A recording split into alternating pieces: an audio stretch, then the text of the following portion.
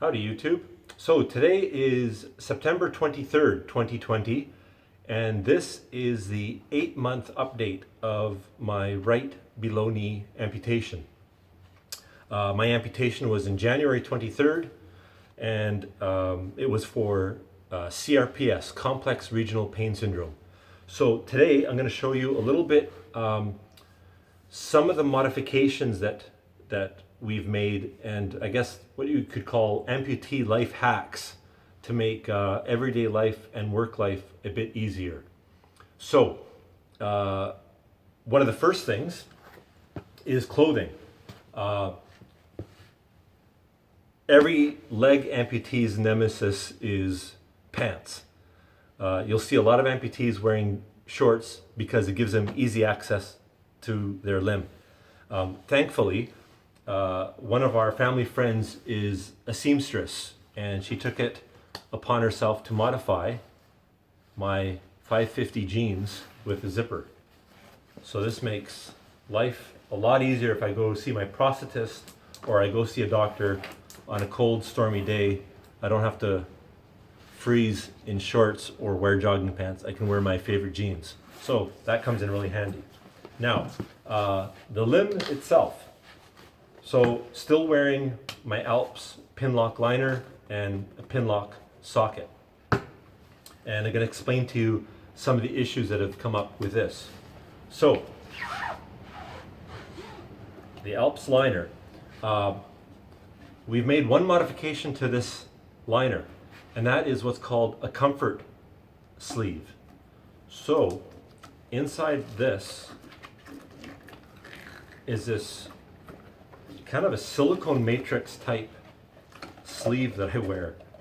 It's the weirdest, stickiest, stretchiest material, but it adds a ton of comfort to your leg. So this material here is super stretchy, and it's got a certain thickness to it, but you can make that thickness a lot thinner by stretching it as you put it on. So basically, every morning, this goes on first.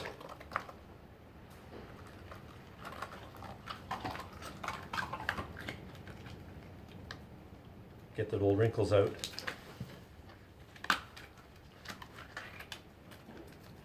So typically I leave it just like so,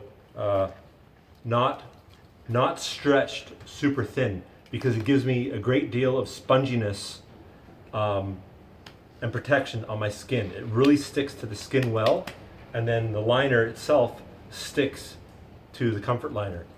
And to give you an idea of how sticky that material is, so if I roll on my liner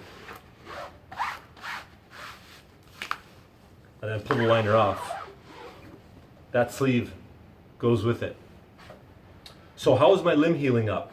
Okay, I had a right below knee amputation, and it was done with what's called the Erdl procedure. And the Erdl procedure is a way of doing nerve and muscle and bone treatment to make your limb a bit more firm and a little bit more capable of taking in shock loads from sport or work or everyday life. So in my case, what they did what's called the periosteal graft, I think is what it's called. In a below knee amputation, you have your two bones, your tibia and your fibula, and those obviously end up being cut. Typically they cut the fibula a little bit shorter than the tibia.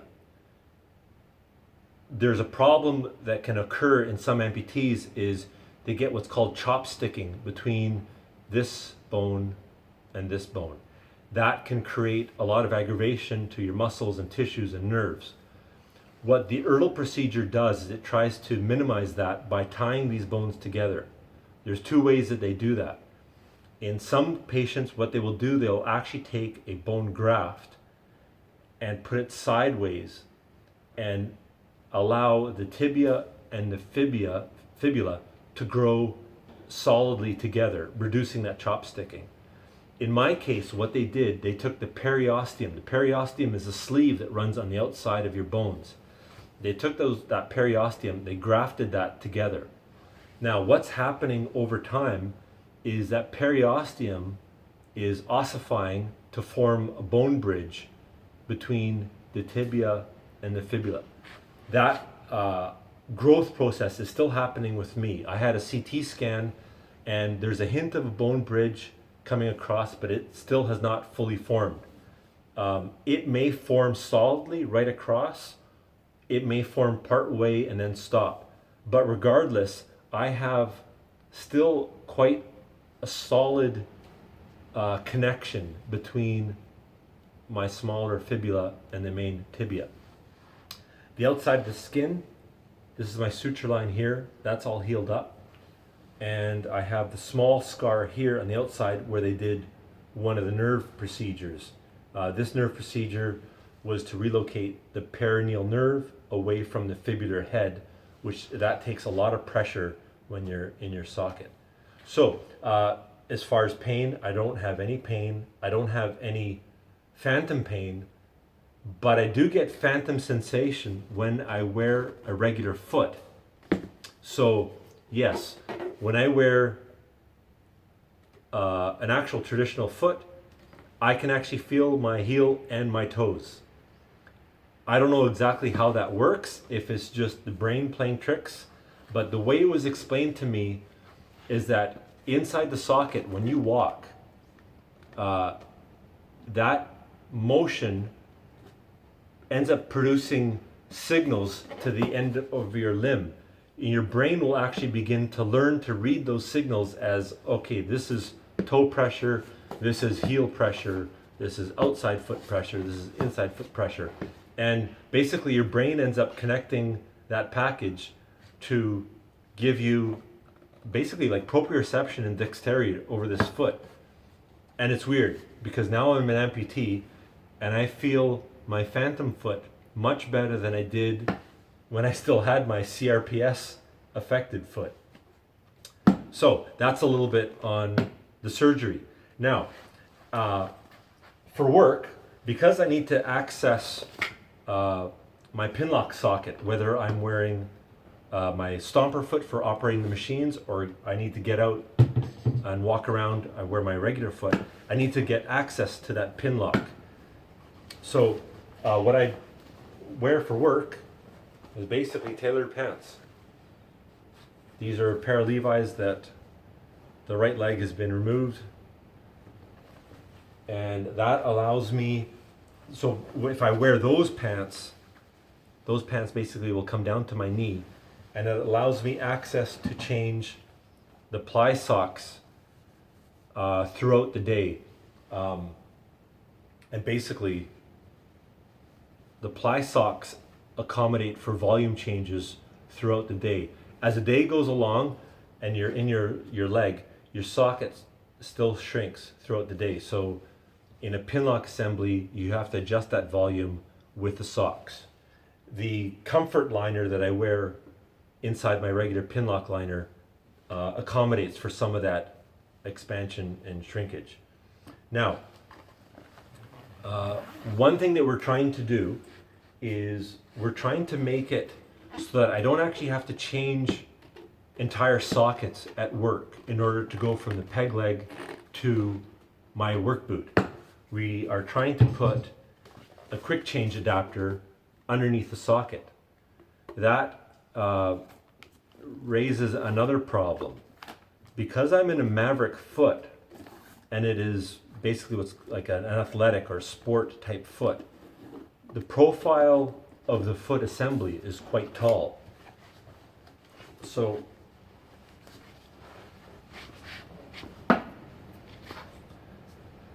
that's a cosmetic foot shell. This is a fiberglass strut that runs down inside, almost like a V shape, to give me that lightweight athletic foot. Here's the problem, is because I have a longer limb, and because I'm in a pin lock assembly, and because the foot itself is tall, I only have this much room for a quick change adapter. And even a low profile quick change adapter is taller than this short pylon segment. Now, one way to fix that is to go to a traditional foot. So you can see the height difference between these feet. This is the athletic foot, this is a regular walking foot. And this entire strut is basically just to make up length because this foot profile is so low. The mechanism of this foot is actually not much higher than the foot shell. This foot would be fine for just walking, but there's no real spring to it. I can't really run in it. It is much, much heavier than this Maverick foot. So I have to come up with sort of a compromise, perhaps a foot that's not as athletic rated as this, yet more capable than this simple foot in order to fit that quick change adapter. And I'm not sure if I explained, but the reason why I wear a peg leg for controlling the machines at work is basically the majority of my work is inside the cab of an excavator, and you have rocker pedals on the floor to control the travel motions of an excavator. I need to be able to do this with my foot in order to control those pedals. You can't do that with a prosthetic foot. Sometimes I can cheat and I can control both pedals just with my left foot to go forward and back, and then to steer I can put a little bit more pressure either left or right to make the machine steer. But it's much easier just to use this peg leg and apply pressure at the tip or the heel of the pedal in order to make the machine move. So one of the reasons for that quick change is to avoid having to change the entire socket from this socket to this socket if I got to get out of the cab. So there's always little issues that creep up kind of unexpectedly on trying to make life smoother and the work life easier. So it's always a work in progress, and if you're going through a situation like me, you basically just got to keep doing your research and try to find what works for you. So that's the 8-month update. Talk to you soon.